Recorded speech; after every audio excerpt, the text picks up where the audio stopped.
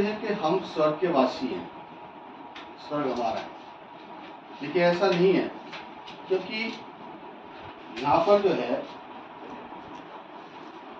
एक चीज को नोटिस करना है आपने। विलाप गीत निकालेंगे, ठीक है? कौन सी किताब? विलाप गीत। विलाप गीत। बहुत से लोग कहते हैं कि यानी कि हमारे पुरखाओं ने कोई गुनाह नहीं किया है, हमारे पुरखाओं ने कोई गुनाह नहीं किया। विलाप गीत उसका 5 अध्याय, ठीक है, और उसका 7 पद पढ़ेंगे, ठीक है? जल्दी से निकालेंगे क्विकली।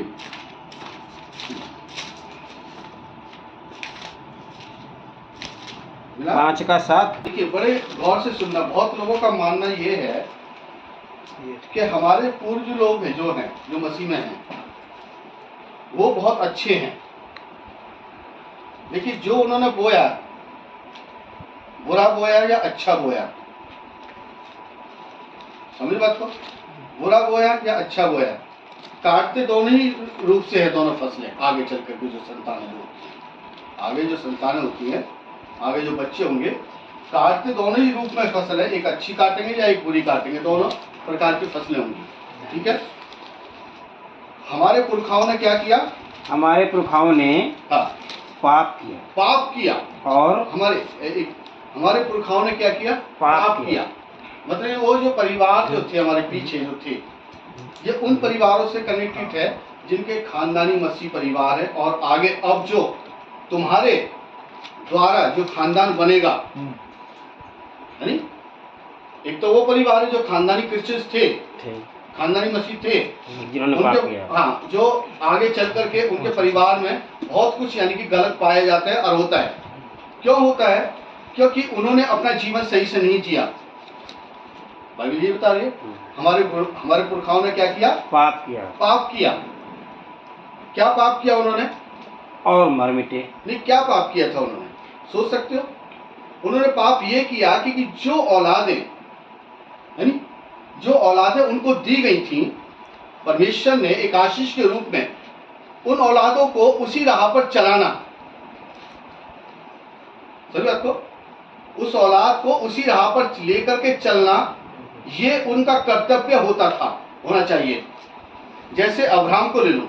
अब्राहम परमेश्वर के दास रहा, ठीक है? दास रहा और उसने परमेश्वर के डर और भय में अपने जीवन को जिया, लेकिन उसने अपनी औलाद को किसी दूसरे रास्ते पर नहीं डाला, है नी? अपनी औलाद को दूसरे रास्ते पर नहीं डाला। यहां तक कि जब विवाह की बारी आई, इसका विवाह का जब समय आया, तो उसने अपने दास से कहा कि मेरे बेटे के लिए मेरे ही कुटुंब में, मेरे ही लोगों में से एक ऐसी स्त्री को लेकर के आना जो मेरे बेटे को मेरे खुदा के पीछे लेकर के चले। ऐसी स्त्री को मत लेकर के आना जिसकी वजह से मेरा बेटा गुनाह के रास्ते पर चला जाए। ये डिसीजन किसका होगा? एक पिता का डिसीजन है। क्या डिसीजन है? अपने बेटे का अच्छा आत्मिक फ्यूचर बनाने के लिए एक आत्मिक व्यक्ति को उसके जीवन में लेकर के आना, है ना? एक आत्मिक व्यक्ति को उसके जीवन में लेकर के आना। अगर हम ये डिसीजन नहीं लेते हैं तो इसका कहीं ना कहीं खतागार जो होता है वो हम लोग होते हैं, जो हमारी औलाद है जो गुनाह के रास्ते पर पहुंच जाती है और गुनाह करती चली जाती है। इसके जिम्मेदार हम है नी? फिर बाद में कहते हैं यानी कि हमारा परमेश्वर हमारी सहायता नहीं करता, हमारी मदद नहीं करता, हमारी नहीं सुनता, बल्कि परमेश्वर हमारी सुनने के लिए तो तैयार है, लेकिन हमने गलतियां की हैं, उन गलतियों का भी हमें खामियाजा उठाना पड़ता है, क्योंकि गुनाह हमारे माँ बापों ने किया है, हमारे दादा दादियों ने हमारे गुनाह किया है। चाहे बेशक हमारे कमरों में, चाहे ना हमारे बुजुर्ग लोग, चाहे हमारे परमेश्वर के साथ में कैसा भी जीवन उनका रहा, चाहे हमारे उनके कमरों के अंदर बहुत रोशनियां भी तक की होती थी, है, लेकिन अगर आने वाली जो जनरेशन जो थी, अगर उनको ना उस राह पर नहीं डाल करके गए, तो इसका मतलब उनका जीवन परमेश्वर के साथ में नहीं था, है नी?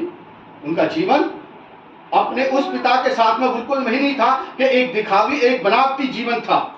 इसलिए कह सकते हैं क्योंकि उन्होंने अगर वाकई परमेश्वर के साथ जीवन को जिया होता ईमानदारी के साथ, तो अपने बच्चों को उसी राह पर डालते जिनका उसको चलना चाहिए था। शिक्षा उसी राह की देनी चाहिए बच्चे के लिए, जिससे कि परमेश्वर के समीप में रहे, उसके डर में, उसके भय में और उसकी भक्ति में जीवन को जिए।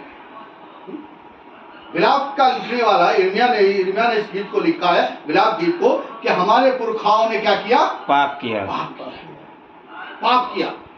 और उसका खामियाजा किसको उठाना पड़ा? आने वाली पीढ़ी को, बच्चों को। ऐसे लिखा ना, पढ़िए उसको।